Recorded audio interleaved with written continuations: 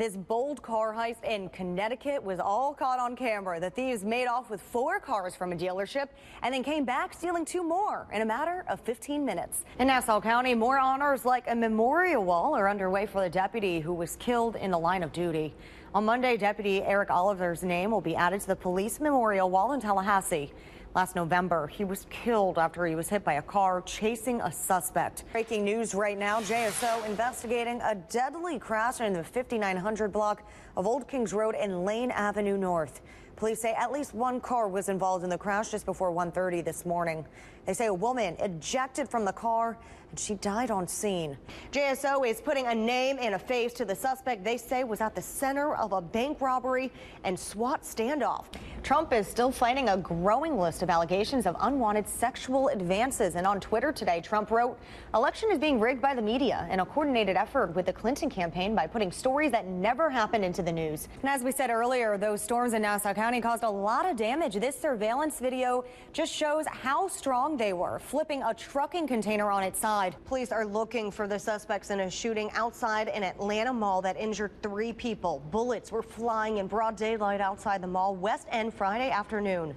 Investigators say the conflict started inside the mall, possibly over gangs and drugs. Thanks for joining us on Action News Jax this morning. I'm Danielle Avitable in for Erica Bennett, and I'm here in the Weather Center with First Alert meteorologist Aaron Clanahan. And Aaron, please tell us that this winter weather is over for good. Getting a look at surveillance video showing 2 men trying to break into a tire service shop in Glynn County, but little did they know they already had company. An Action News Jax investigation is revealing how your cell phone number can be used against you. We now know the name of a man who drowned at Atlantic Beach Saturday afternoon. Police say 38-year-old Robert Hickman died at the hospital after being pulled from the ocean. An appeals court refuses to stop the imminent flow of oil through the controversial Dakota Access Pipeline. This means the pipeline to move North Dakota oil to Illinois could be operating as soon as Monday. The biological mother of an 8-year-old boy who died in his home is demanding answers. On Friday, we told you when Christian Dozier's foster family said he was under an older box-style television that fell on him. A brush fire in Naples, Florida is now threatening more than 2,000 homes. Right now, the Florida National Guard is helping evacuate residents.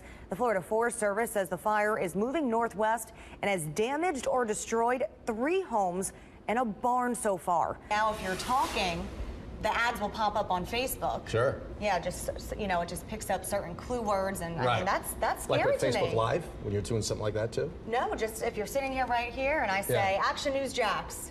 Now, if And you all go of a onto sudden your it's Facebook, you'll have Action News Jax ads. By golly. It's listening to? Yeah. You got to turn off that microphone feature. Well, I learned something new today. right? Yeah, you gotta watch out. Be You put that careful what aside. you say. A woman hit by a car in Yulee is in critical condition. Highway Patrol says it happened around 1:20 this morning at the intersection of Chester Road and Starfish Drive. Investigators say 25-year-old Jennifer Kiefer was drunk when she was hit. No word on any charges at this time. There are easy steps you need to take right now to protect your bank accounts. Our consumer advisor Clark Howard tells us how to keep your savings safe. Tomorrow, jurors return to hear more testimony in the murder trial of a Georgia father accused of leaving his son to die in a hot car. The defense for Justin Ross Harris says it was all a tragic mistake. Now, we first brought you this as breaking news last night when we learned that there was police activity at Parkland at Orange Park apartment homes on Wells Road, and that was just before 11 p.m. A man wanted in a bank robbery is still on the run this morning. Police released these surveillance pictures of the man accused of stealing from the Wells Fargo on Blanding Boulevard. They say he walked into the bank Monday afternoon and handed the teller a note. Witnesses tell police he saw a handgun in his waistband. If you recognize him, call police. U.S. Navy SEAL is in federal custody accused of charges related to child pornography. Investigators say they found disturbing images and videos on Gregory Surden's phone after he was accused of sexual assault. Court documents say dozens of images of child pornography of young boys and girls were found on the phone. This morning, an investigation is underway after at least 5 people were killed early Tuesday when a bus swerved in California and crashed into a sign pole, slicing that vehicle in half. That bus was carrying 30 people, and as you could see, there were horrific images of the crash. 5 passengers, some with severe injuries, including missing limbs, were airlifted to local hospitals. The bus left from Mexico and was heading to Washington State. A local woman shot twice by her former boyfriend survives, and now she's trying to prevent others from falling victim.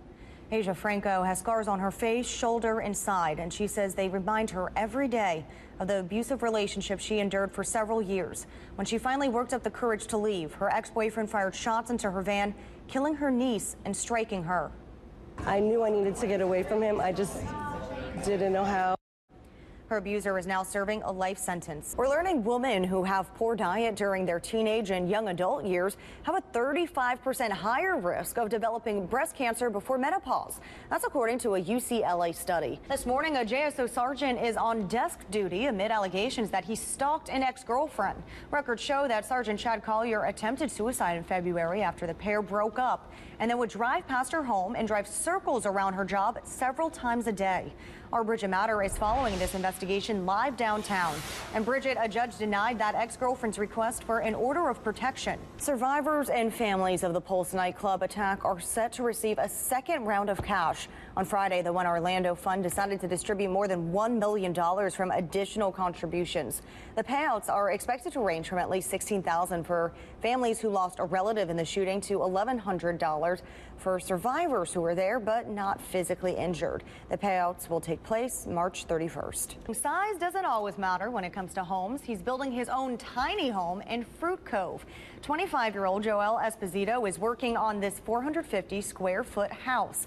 It's part of a growing trend of people choosing to live in smaller spaces for environmental and financial reasons. Hurricane Matthew swallowed up protective dunes along our shoreline, but one local woman who added a staple of the winter holidays to her beach says it saved her dunes. And it's all because of their unique set of skills. Meet Nicholas Intesta and his brother Michael. This is a video of the children tossing up pizza dough in their dad's New Jersey restaurant. And because they're so good, the video has gone viral. The family has been enjoying every slice of attention.